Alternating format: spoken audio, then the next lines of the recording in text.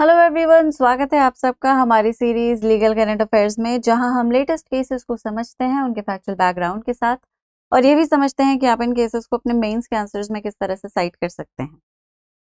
शुरू करते हैं। आज का पहला केस है Thalapam service cooperative bank limited versus Sebastian P George.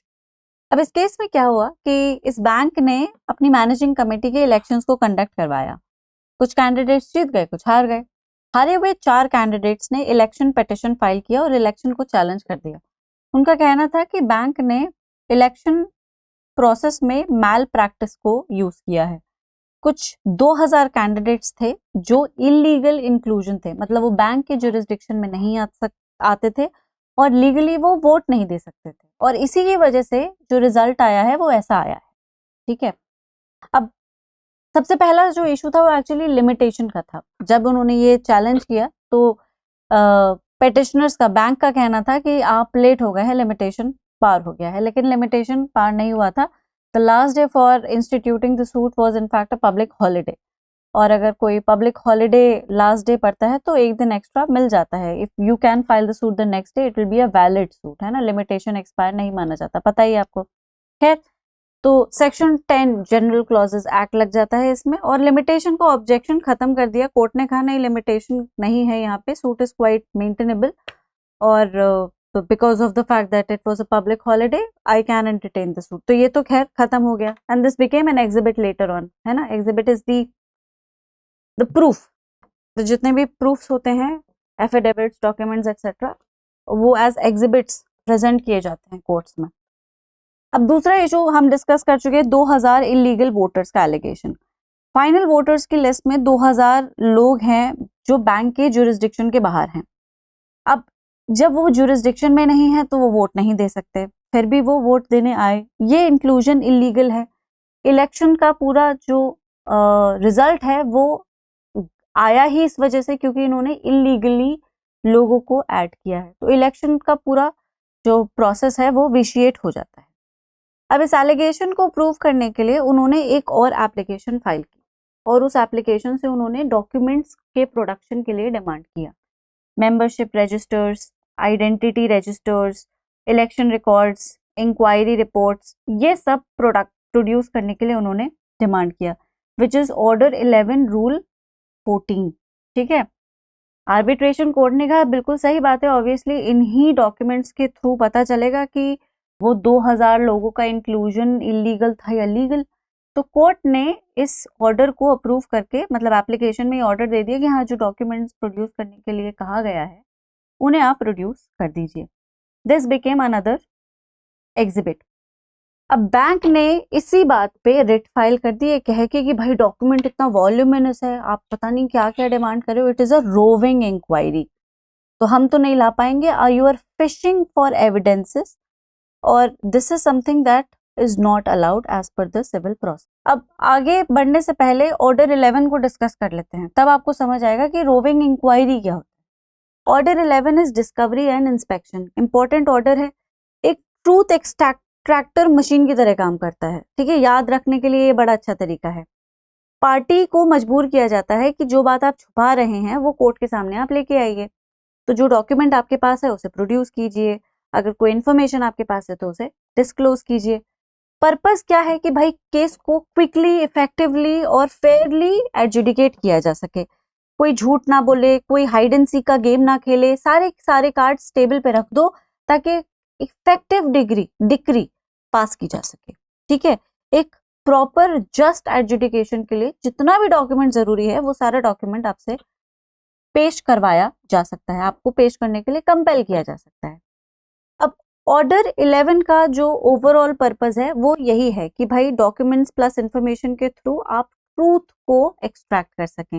Actual जो इश्यूज थे और इश्यूज को किस तरह से एडजुडिकेट करना है वो सच जाने बिना नहीं हो सकता। डॉक्यूमेंट और इंफॉर्मेशन से वो क्लैरिटी आ जाती है। दूसरा, इश्यूज को नैरो करना कि भाई हवा में बात ना हो, हवा में कोई इशू ना बने, एक प्रॉपर, मतलब अननेसेसरी, इररेलेवेंट, एब्स्ट्रैक्ट इश्यूज को कट ऑफ करके, डिस्प्यूट्स को कट ऑफ करके प्रॉपर विवाद के बिंदु को बनाया जा सके, जिससे कि अगेन इफेक्टिवली ट्रायल को कंडक्ट किया जा सके, टाइम ना वेस्ट हो, क्योंकि ट्रायल एनीवे लंबा चलेगा। ठीक है। फिर ट्रायल को एक्सपेडाइट करना कि भाई जितने भी डॉक्यूमेंट्स हैं वो सब एक ही बार में प्रेजेंट करिए ट्रायल के दौरान जब उनकी जरूरत पड़ रही है, बाद में कोई सरप्राइज एविडेंस ना आ जाए, राइट। तो सरप्राइज एविडेंस को फिर ऐसे कोई नया एविडेंस आ गया फिर उसका पूरा मैकेनिज्म उसे फॉलो करो, ट्रायल अननेसेसरीली लेंथी हो जाता है, ठीक है। ऐसे ही कोई कहे माय लॉर्ड मेरे पास एक और सबूत है, देखिए इसे देख लीजिए, ऐसा नहीं होता। There are systems in place, उन सिस्टम्स को फॉलो किए बिना कोर्ट में एक छोटी सी माचिस की तीली तक जमा नहीं कर सकते, है ना। तो डॉक्यूमेंट एविडेंस तो बहुत बड़ी बात हो गई। फेयरनेस को इंश्योर करता है, दोनों साइड्स को इक्वल एक्सेस रहता है डॉक्यूमेंट्स का, तो वो अपने रेस्पेक्टिव केसेस को अच्छे से तैयार कर सकते हैं। अच्छे से तैयार करेंगे तो फिर ऑब्वियसली जजमेंट भी फिर ठीक तरीके से आएगा। तो शॉर्ट में डिस्कवरी पहले ही बता दो सच क्या है, सिंपल यही मतलब है। डिस्कवरी का मतलब है पहले ही बता दो क्या सच है क्या झूठ है, क्या डॉक्यूमेंट है क्या इन्फॉर्मेशन है, ताकि ट्रायल में फिर बाकी टाइम वेस्ट ना हो। उसे बुलाइए इसे बुलाइए, है ना, इन सब चीजों में वक्त ना जाए। तो ऑर्डर 11 के कुछ मेन टूल्स होते हैं। सबसे पहले तो होती है इंटरोगेटरीज, रूल 1 से लेकर रूल 11 तक, जहाँ पे रिटन क्वेश्चंस एक पार्टी दूसरी पार्टी से पूछती है फैक्ट्स को क्लैरिफाई करने के लिए, है ना। उनपे अगर उनपे भी कुछ एडमिशन हो जाए तो खैर वो तो अलग चीज है, उसे नहीं डिस्कस करेंगे। तो इंटेरोगेटरीज वेरी इंपॉर्टेंट, ठीक। दूसरा डिस्कवरी ऑफ डॉक्यूमेंट्स, रूल 12 से लेकर 13, जहां पे पार्टी को बताना पड़ता है कि मेरे पास ये डॉक्यूमेंट है, मेरे पास वो डॉक्यूमेंट है, this is discovery. Production of document is govern by rule 14, और यही है केस का एक्चुअल इशू कि भाई वो डॉक्यूमेंट लेकर आओ जो इंपॉर्टेंट है, okay. That is what rule 14 ensures. फिर रूल 15 से लेकर 18 तक इंस्पेक्शन, पार्टीज को, अपोजिट पार्टीज को वही डॉक्यूमेंट्स जो प्रोड्यूस किए गए उनको एग्जामिन इंस्पेक्ट करने का पूरा अधिकार है, ओके। अब रूल 14 एग्जैक्टली क्या है? कोर्ट किसी भी पार्टी को ऑर्डर दे सकता है कि आपके पास जो डॉक्यूमेंट्स हैं वो आप जो इस केस से रिलेटेड हैं वो आप प्रोड्यूस कीजिए, ठीक है। और बस इसका यही काम है, दैट्स इट, कि जो भी डॉक्यूमेंट्स हैं आपके पास जो किसी फैक्ट एंड इशू से रिलेटेड है, किसी और फैक्ट से रिलेटेड है, produce it in front of the court. That is all that order 11 rule 14 does, that's it. Purpose is to ensure fairness. देखो सिविल केस तभी डिसाइड होता है जब दोनों साइड्स के डॉक्यूमेंट सारे सामने हों, ठीक है। इसीलिए ऑर्डर 11 रूल 14 को एक डिस्कवरी का टूल माना गया है। कोर्ट इंश्योर करता है कि कोई भी डॉक्यूमेंट जो कि इंपॉर्टेंट है वो छुपना नहीं चाहिए, वो दबना नहीं चाहिए, वो कोर्ट के सामने आ जाना चाहिए ताकि प्रॉपरली एडजुडिकेट किया जा सके उन इश्यूज पर, उन विवादों पर जो इन दोनों पार्टीज के बीच में आए हैं, ठीक है। अभी कब अप्लाई होता है? ये सूट की पेंडेंसी के दौरान अप्लाई होता है, मतलब या तो सूट चल रहा है या फिर प्लीडिंग्स कंप्लीट हो चुकी हैं या फिर इश्यूज सेटल्ड हो रहे हैं, एविडेंस की स्टेज आने वाली है, तब इस रूल को आप इन्वोक कर सकते हैं। तभी कोर्ट किसी पार्टी को बोल सकता है कि ये डॉक्यूमेंट लाओ, वो डॉक्यूमेंट लाओ, एटसेट्रा, ठीक है। Bring all the documents that you are hiding in your drawer, everything that is relevant and important, mind you. कुछ भी नहीं ऑर्डर किया जा सकता, ये भी लाओ वो भी लाओ, सब कुछ ले आओ, सारे रजिस्टर सारे रिकॉर्ड्स, नहीं, not, this is not what rule 14 empowers the court with. Any how, एक बार सूट अगर डिसमिस हो गया या रिजेक्ट हो गया तब रूल 14 अप्लाई नहीं होता, पेंडेंसी के दौरान ही अप्लाई होता है। किस टाइप के डॉक्यूमेंट्स मंगवाए जा सकते हैं? सिर्फ और सिर्फ रेलेवेंट डॉक्यूमेंट्स मंगवाए जा सकते हैं जो कि डायरेक्टली किसी फैक्ट एंड इशू को प्रूव करते हैं या फिर किसी फैक्ट एंड इशू से इनडायरेक्टली भी रिलेटेड होते हैं लेकिन रिलेटेड होते हैं, मैटर को डिसाइड करने में हेल्प करते हैं, ट्रूथ को, सच को क्लैरिफाई करने में हेल्प करते हैं। कोर्ट यूजलेस या फिशिंग इंक्वायरी टाइप डॉक्यूमेंट्स को ऑर्डर नहीं कर सकता, जैसे कि इलेक्शन डिस्प्यूट में क्या मेंबरशिप रजिस्टर रेलेवेंट है? बिल्कुल रेलेवेंट है। कौन कौन से मेंबर्स हैं जो वोट डाल सकते हैं? ये बिल्कुल रेलेवेंट है। कॉन्ट्रैक्ट के डिस्प्यूट में क्या ओरिजिनल अग्रीमेंट रेलेवेंट है? बिल्कुल रेलेवेंट है। टाइटल के सूट में सेल की डीड रेलेवेंट है। चेक बाउंस में बैंक के स्टेटमेंट्स रेलेवेंट है। मतलब सब्जेक्ट मैटर पे डिपेंड करता है, कॉज ऑफ एक्शन पे, इश्यू पे डिपेंड करता है कौन सा डॉक्यूमेंट रेलेवेंट है। बस वही रेलेवेंट डॉक्यूमेंट रूल 14 की मदद लेके मंगवाया जा सकता है, ठीक है।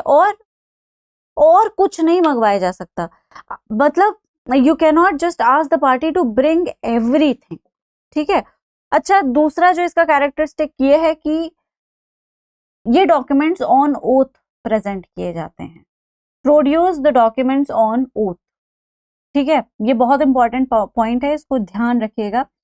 और इसका लॉजिक ये है कि भाई इससे डॉक्यूमेंट्स की ऑथेंटिसिटी एंड जेन्युइननेस को गारंटी किया जा सकता है। बाद में अगर कोई झूठा डॉक्यूमेंट आया है तो at least you can be held accountable. ठीक है, फॉर्जरी का रिस्क कम हो जाता है अगर ऑन ओथ आप प्रेजेंट करते हो, तो फैब्रिकेशन भी नहीं होता। ओके, अब देखिए ओथ का इस्तेमाल और भी इसलिए किया जाता है क्योंकि सिविल लिटिगेशन जो है वो सिर्फ डॉक्यूमेंट बेस्ड ट्रायल है। That is it. Civil litigation पूरा का पूरा डॉक्यूमेंट बेस्ड ट्रायल ही होता है। पूरा ट्रायल सिर्फ डॉक्यूमेंट्स पे ही चलता है ना, कोई सर्कमस्टांसेस और ये आई विटनेस वगैरह पे नहीं चलता। Predominantly it is a document based trial. अब जब जो निश्चय है, जो डिसीजन है, निश्चय कह रही हूँ सॉरी, जो नतीजा है वो ही डॉक्यूमेंट्स के बेस पर आएगा, तो जरूरी है कि उस डॉक्यूमेंट्स की ऑथेंटिसिटी और जेन्युइननेस को इंश्योर किया जाए, और ये ओथ जो है वो इसी चीज को इंश्योर करता है।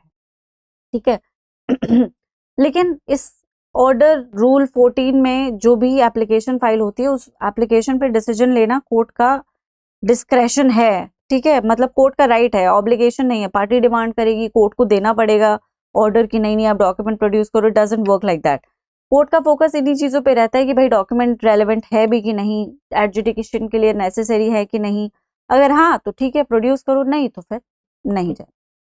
अब रोविंग इंक्वायरी क्या होती है? रोविंग इंक्वायरी, इतना सब कुछ मैंने समझाया, कुछ तो समझ आ ही गया होगा। Roving inquiry is an abstract inquiry. ठीक, जैसे अब यहाँ पे कहा जा रहा है कि 2000 मेंबर्स का जो इंक्लूजन है वो इरेलीवेंट, वो इलीगल है। 2000 मेंबर्स जो आए वोट करने के लिए वो वोट नहीं कर सकते थे, उनके पास वोटिंग एलिजिबिलिटी नहीं थी। ठीक है, अब इसको प्रूव करने के लिए कोर्ट से पार्टी कहती है कि बैंक से गई अपने सारे रिकॉर्ड्स लेकर आए, अपने सारे मेंबरशिप रिकॉर्ड्स लेकर आए। Ask the court to bring every document that there is. ठीक है, so that we can inquire कि भाई पहले ऐसा नहीं किया, बाद में तो ऐसा नहीं करेंगे सब। अब ये रोविंग इंक्वायरी है। रोविंग इंक्वायरी में मतलब डॉक्यूमेंट, सारे डॉक्यूमेंट्स मंगवाती है पार्टी, सारे डॉक्यूमेंट्स डिमांड कर रही है पार्टी, और उस डॉक्यूमेंट से कोई लूप होल या कुछ एविडेंस फिश करेगी जो कि ऑपोजिट पार्टी के अगेंस्ट प्रूफ किया जा सके और अपने केस को स्ट्रांग बनाया जा सके। इसे रोविंग इंक्वायरी या फिशिंग फॉर एविडेंस कहते हैं, जो कि प्रोसीजर अलाउ नहीं करता। तो आप सिर्फ रेलेवेंट डॉक्यूमेंट्स मंगवा सकते हैं। अच्छा, ये कोई बहुत एक्स्ट्रॉर्डिनरी चीज नहीं है। Whenever there is an application file for discoveries और कोई भी इंटेरोगेटरी फाइल की जाती है, डॉक्यूमेंट्स को प्रोड्यूस करने के लिए कोई भी एप्लीकेशन फाइल की जाती है, तो ऑपोजिट पार्टी हमेशा ये डिफेंस रखती है। This is something that I learned in court. All this is, जो प्रैक्टिस कर रहे कैंडिडेट्स हैं वो जानते होंगे इस चीज को। This is the go-to defense. Whenever there is a demand for production of documents, the first thing that they do is roving inquiry, fishing for evidences. ठीक है, तो whether or not it is fishing is to be determined by the court. इस case में भी यही हुआ। They immediately resorted to, आप तो fishing inquiry कर रहे हैं, you are fishing for evidences, you're looking for loopholes because you don't have a case against us. तो अब हमसे ही सारा तामझाम मेहनत करवा के हमारे खिलाफ एविडेंस इकट्ठा करना चाहते हैं। ठीक है, that is what the bank said. That is what the bank said. Okay? अब हाई कोर्ट ने क्या कहा? इतना सब कुछ हमने कंसेप्ट वगैरह समझ लिया, समझ लेते हैं कि हाई कोर्ट के ऑब्जर्वेशन क्या क्या थे। ठीक है, क्योंकि आर्बिट्रेशन कोर्ट ने तो दे दिया ऑर्डर कि हाँ रेलेवेंट है, डॉक्यूमेंट्स प्रोड्यूस करो। तो हाई कोर्ट का कहना था कि पेटिशनर ने did not press the challenge to exhibit order 8 and confine to challenge only exhibit order 9। मतलब एग्जिबिट ऑर्डर 8 जो था कि लिमिटेशन नहीं है, उसको चैलेंज नहीं किया क्योंकि लिमिटेशन थी। सिर्फ एग्जिबिट ऑर्डर 9 को चैलेंज किया गया है, जो कि डॉक्यूमेंट प्रोडक्शन को डायरेक्ट करता है। कोर्ट ने होल्ड किया कि जो डॉक्यूमेंट सीक किए जा रहे हैं वो रेलेवेंट हैं एडजुडिकेशन के लिए, as the election petition specifically alleged कि around 2000 people from outside the jurisdictional limit were included in the final voters list. Court ने यह आर्ग्यूमेंट ही रिजेक्ट कर दिया कि एक रोविंग इंक्वायरी दी जा रही है और एक रोविंग इंक्वायरी बिल्कुल परमिसिबल नहीं है, and the arbitration court must allow parties to lead relevant evidence based on pleadings. ठीक है, so this was it. Under section 70 clause 3 of Kerala Cooperative Societies Act, the cooperative arbitration court has same powers as civil court and can invoke order 11 rule 14 of CPC to order production of relevant documents. Court ने इम्प्यून्ड order में कोई irregularity find नहीं की है और writ petition को इन लिमीन dismiss कर दिया। कोर्ट ने ये भी नोट किया कि कोऑपरेटिव बैंक, जो कि कॉन्टेस्टिंग पार्टी थी भी नहीं इनफैक्ट, उसने पिटिशन को डिफिकल्टी साइट करते हुए फाइल किया और कोई एक्चुअल कंटेस्टिंग रिस्पोंडेंट ने चैलेंज नहीं किया ये ऑर्डर, जिससे पिटिशन की मेरिट फर्दर डिमिनिश हो जाती है। Despite dismissal, court granted 2 weeks to produce the documents required by the arbitration court. ठीक है, अब ये ऑर्डर 11 रूल 14 है जिसे हम पूरा पढ़ ही चुके है ना। Relevancy of documents, requirement of affidavit, oath, judicial discretion and handling, produce document, procedural character, not a substantive right, procedural tool है, राइट नहीं देता पार्टीज को, एंड एटसेट्रा। ठीक है, तो this was the case basically on order 11 only. बहुत interesting case है। Order 11 को समझने के लिए ये केस बड़ा अच्छा है, तो मैं आपको समझा ही चुकी हूँ। कुछ ऐसे ऑर्डर्स हैं, जैसे मेरे लिए ऑर्डर 11 और 12 बड़े ही कॉम्प्लेक्स हुआ करते थे जब मैं स्टूडेंट थी। पता नहीं क्यों, मुझे पूरी सीपीसी रटी हुई थी लेकिन इन ऑर्डर्स को भूल जाया करती थी, है ना। और जुडिशरी की अगर तैयारी कर रहे हैं तो अनफॉर्चुनेटली रूल्स रटने पड़ जाते हैं। तो ये ऑर्डर्स जो हैं वो उन्हीं रूल्स को कंटेन करते हैं जो काफी इंपॉर्टेंट है। खैर, अगले केस की तरफ चलते हैं जिसका नाम है नवांग वर्सेस बहादुर। ठीक है, अब ये केस जो है इसके कोई मतलब पर से फैक्ट्स नहीं है। सुप्रीम कोर्ट में पिटिशन दाखिल की गई है। 2015 में हिमाचल प्रदेश के हाई कोर्ट ने एक सिविल डिस्प्यूट को डिसाइड किया था और अपने जजमेंट के 63rd पैराग्राफ में उन्होंने एक एक्स्ट्रा डायरेक्शन डाल दी थी कि ट्राइबल एरियाज में बेटियों पर हिंदू सक्सेशन एक्ट लगेगा और वो हिंदू सक्सेशन एक्ट के हिसाब से प्रॉपर्टी अपने पिता की या को एंसेस्ट्रल प्रॉपर्टी इनहेरिट करेंगी, कस्टम्स के अकॉर्डिंग इनहेरिट नहीं करेंगी। अब हाई कोर्ट का जो लॉजिक है वो काफी नोबल था। मतलब what high court wanted to do at that time was quite noble if you think about it. Customs are mostly discriminatory towards daughters and women. ठीक है, सोसाइटी को प्रोग्रेस होना जरूरी है, वुमेन के पास प्रॉपर्टी को लेकर इक्वल राइट्स होने चाहिए। तो इन्हीं सारी चीजों को ध्यान में रख के कोर्ट ने ये डायरेक्शन दे दिया था। प्रॉब्लम ये थी कि इस डायरेक्शन को प्लीडिंग्स में डिमांड नहीं किया गया था। This was not the relief that was sought in the case in which they give this direction. इसे सीक नहीं किया गया था। This was not the relief that was short.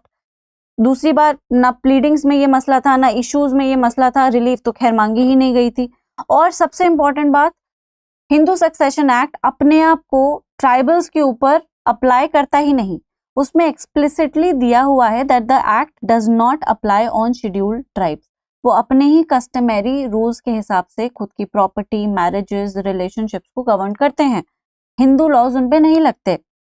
अब यही चीज सुप्रीम कोर्ट में एज अपील प्रेजेंट की गई। पार्टीज ने कहा भाई हाई कोर्ट ने अपने पावर्स को क्रॉस कर लिया है, HSA जो है वो शेड्यूल्ड ट्राइब्स पे लगता ही नहीं है, उसमें दिया गया है, उसका एप्लीकेशन शेड्यूल्ड ट्राइब्स पे नहीं है। इश्यूज में भी ये कोई मुद्दा नहीं था कि भाई डॉटर्स को इक्वल राइट्स मिलने चाहिए, या तो इस तरह का मुद्दा होता तो हम समझते कि भाई डायरेक्शन है। कोर्ट ने सोशल रिफॉर्म के नाम पे लॉ को ही चेंज कर दिया है, जो कि वो नहीं कर सकता। This is something that courts can not do. They can they can give guidelines to the legislatures, they can of course direct for a progressive judgment, या फिर अपने प्रोग्रेसिव जजमेंट में वो डायरेक्शन इम्पोज कर सकते हैं, लेकिन ऐसे कानून को बदल नहीं सकते, ना ही चेंज कर सकते हैं, ना ही बना सकते हैं।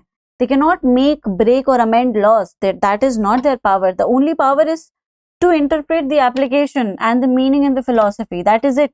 इससे ज्यादा नहीं है उनके पास पावर। अब कॉन्स्टिट्यूशनल फ्रेमवर्क पे आ जाते हैं।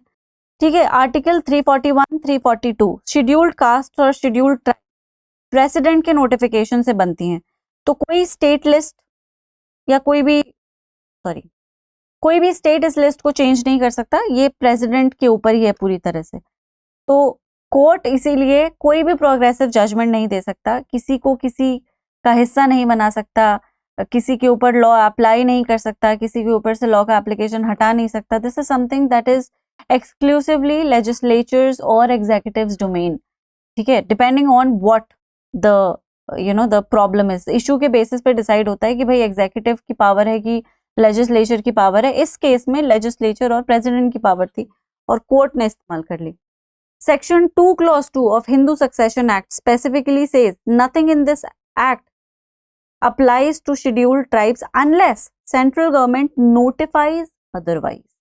इसका मतलब क्या है? सिंपल, HSA सिर्फ हिंदूज पर अप्लाई होता है, शेड्यूल्ड ट्राइब्स पर अप्लाई नहीं होता है। शेड्यूल्ड ट्राइब्स पर वो सिर्फ एक ही सूरत में अप्लाई हो सकता है, जब सेंट्रल गवर्नमेंट स्पेशली नोटिफाई करे तो। ठीक है, अब सेंट्रल गवर्नमेंट ने ऐसा कोई नोटिफिकेशन नहीं दिया है तो हाई कोर्ट का डायरेक्शन इलीगल हो जाता है। अब सुप्रीम कोर्ट ने फिर फ्लॉज बताए, हम डिस्कस कर चुके हैं। सबसे पहला फ्लॉ, इशू को प्लीड नहीं किया गया था, किसी पार्टी ने ये प्लीड ही नहीं किया था कि HSA हम पर अप्लाई होना चाहिए या हमारी ट्राइब पर, हमारी ट्राइब की बेटियों पर अप्लाई होना चाहिए। इशू फ्रेम भी नहीं किए गए थे, ट्रायल कोर्ट या हाई कोर्ट ने इस पे कोई स्पेसिफिक इशू भी फ्रेम नहीं किया था।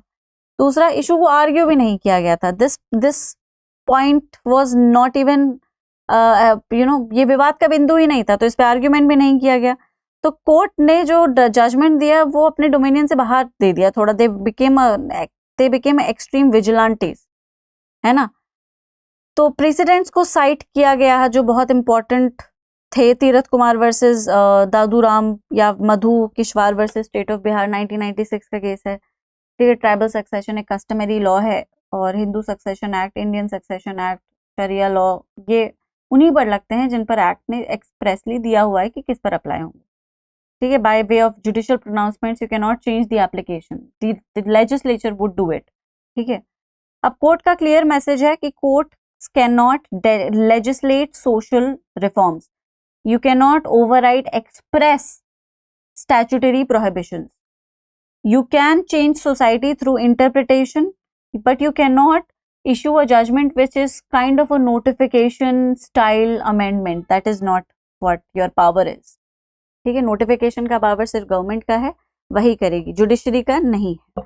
Final order short and sharp यही है कि भाई हाई कोर्ट के 63rd पैरा को डिलीट कर दिया जाए और HSA जो है वो जैसे अप्लाई होता है वैसे ही अप्लाई किया जाए। कभी जब मुद्दा उठेगा, जो कि उठा भी है, एक्चुअली उठ गया है, कुछ ट्राइबल, सुप्रीम कोर्ट ने ही ये होल्ड किया था कि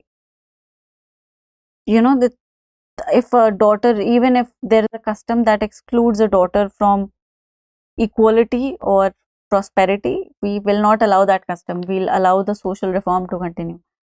ठीक है, तो ये लेकिन ये इशू था, this was a point in issue, this was something that was discussed. Supreme ने हाई कोर्ट का ऑर्डर था ये, सॉरी, तभी उसी स्टेट में अप्लाई हुआ है।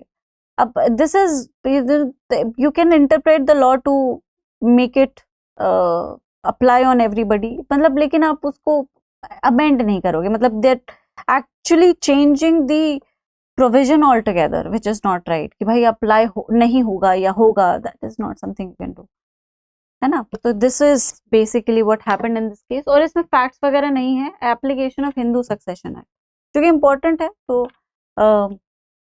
हिंदू सक्सेशन एक्ट पे किसी भी तरह का कोई आंसर है, विमेन इक्वलिटी पर कोई आंसर है, कुछ भी तरह का, तो आप सीधा 2-3 लाइन में इसको साइट कर सकते हैं, सुप्रीम कोर्ट का जजमेंट। ठीक है, तो आज के सेशन में इतना ही, अगले सेशन में मिलते हैं, तब तक आप सब अपना ख्याल रखें। Thank you so much, bye bye.